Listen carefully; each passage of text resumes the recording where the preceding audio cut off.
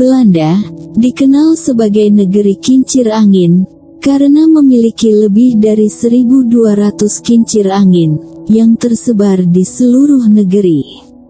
Tetapi selain itu, Belanda juga dikenal sebagai negeri bendungan dan terkadang juga disebut sebagai negeri bawah laut. Belanda adalah negara yang terletak di Eropa Barat dengan luas 41.850 km persegi atau lebih kecil dibandingkan Jawa Timur, di mana sekitar 60% daratannya berada di bawah permukaan laut. Kenyataan unik ini terabadikan dalam namanya, yaitu Nederland, yang berarti negeri dataran rendah. Dan karena berada di dataran rendah yang sekaligus terletak di delta sungai besar, maka sebagian besar wilayahnya adalah rawa, serta rentan akan banjir. Tetapi hebatnya, meski terletak di dataran rendah, saat ini, Belanda menjadi salah satu negara yang mampu mengendalikan banjir dengan sangat baik. Sepanjang sejarahnya, Belanda dan nenek moyang mereka telah terbiasa berperang melawan banjir selama lebih dari 2000 tahun. Mulai sekitar 400 tahun sebelum Masehi, orang Frisia pertama kali menetap di Belanda. Merekalah yang membangun TERPEN, sebuah gundukan tanah tempat mereka membangun rumah, atau bahkan seluruh desa. TERPEN ini dibangun untuk melindungi desa-desa dari banjir. Tetapi, pada tanggal 14 Desember tahun 1287, TERPEN dan tanggul yang menahan Laut Utara jebol, sehingga air membanjiri negara itu. Banjir itu dikenal dengan nama Saint Lucia, yang menewaskan lebih dari 50.000 orang, dan dianggap sebagai salah satu banjir terburuk dalam sejarah manusia. Banjir besar tersebut kemudian menciptakan teluk baru yang disebut Laut Selatan, yang dibentuk oleh air banjir yang telah menggenangi sebagian besar lahan pertanian. Setelah puluhan tahun terkena banjir serta badai yang menyebabkan banyaknya air ke dalam tanah dan mengancam pertanian, masyarakat di Belanda dan pemerintahnya bekerja sama untuk melahirkan beragam inovasi yang luar biasa.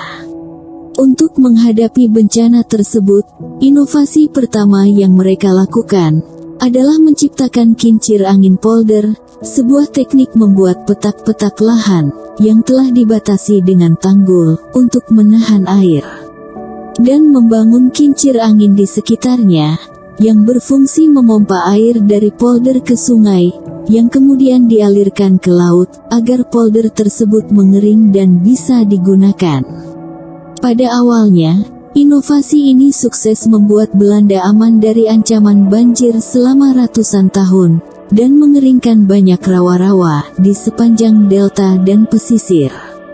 Tetapi, pada akhirnya, usaha ratusan tahun tersebut ditaklukkan oleh alam melalui peristiwa banjir besar pada tahun 1953. Banjir tersebut menewaskan lebih dari 1.800 orang, sebanyak 70.000 warga dievakuasi, dan sekitar 90% pertaniannya tergenang oleh air. Banjir yang terjadi pada tanggal 31 Januari hingga tanggal 1 Februari tahun 1953 itu merendam hampir seluruh wilayah selatan dan sebagian utara Belanda.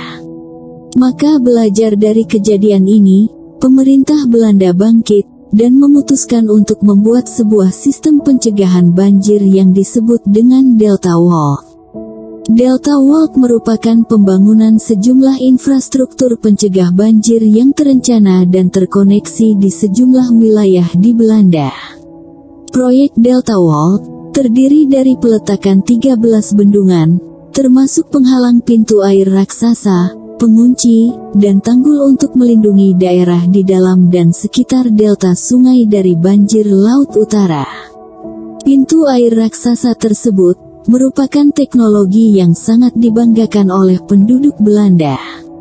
Dengan ancaman banjir yang datang langsung dari laut utara, gerbang pengadang banjir dan badai itu terbukti efektif menghalangi air masuk ke daratan Belanda. Sejak banjir pada tahun 1953 hingga saat ini, sudah ada 15 gerbang penghalau banjir yang dibangun di Belanda. Pintu air raksasa ini tersebar di seluruh wilayah Belanda yang berbatasan langsung dengan laut. Tidak hanya melindungi dari banjir, Delta Walk juga berfungsi menyediakan air minum segar dan irigasi. Dengan Delta Walk tersebut, resiko banjir menjadi berkurang dengan kisaran 1 dalam 4.000 tahun. Di sisi lain, sistem kincir angin polder yang semula menggunakan kincir angin sebagai tenaga pompanya diubah menggunakan teknologi pompa terkini yang ditenagai oleh diesel dan listrik.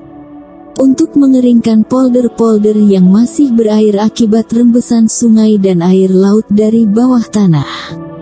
Untuk memanfaatkan keberadaan air di negaranya, negeri tulip ini membuat inovasi lain. Dengan membuat hutan terapung dan peternakan terapung, Belanda mulai mencoba mengapungkan beberapa pohon tahan garam di delta-delta sungai dekat kota besar di Belanda, dengan tujuan untuk memaksimalkan proses penguapan air serta sebagai sarana pariwisata di negaranya.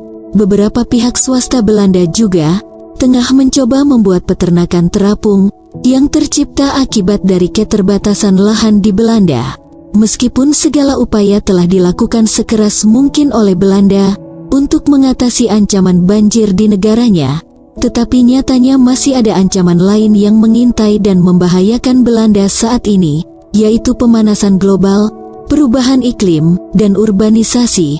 Ancaman pemanasan global yang mengintai Belanda melalui kenaikan air laut tengah menjadi ancaman yang serius. Ini karena jika air laut mulai naik, maka tanggul yang mereka bangun dengan susah payah selama bertahun-tahun dapat roboh seketika. Sebab sedari awal, negara ini memang berada di bawah permukaan laut. Di sisi lain, urbanisasi juga menjadi ancaman yang serius bagi negara ini. Urbanisasi yang terus bertambah di kota-kota besar di Belanda, mengakibatkan beban tanah menjadi meningkat, yang kemudian meningkatkan tinggi rendaman air sebesar lebih dari 10 cm dalam setiap 10 tahun. Hal ini tentu menjadi PR yang serius bagi Belanda.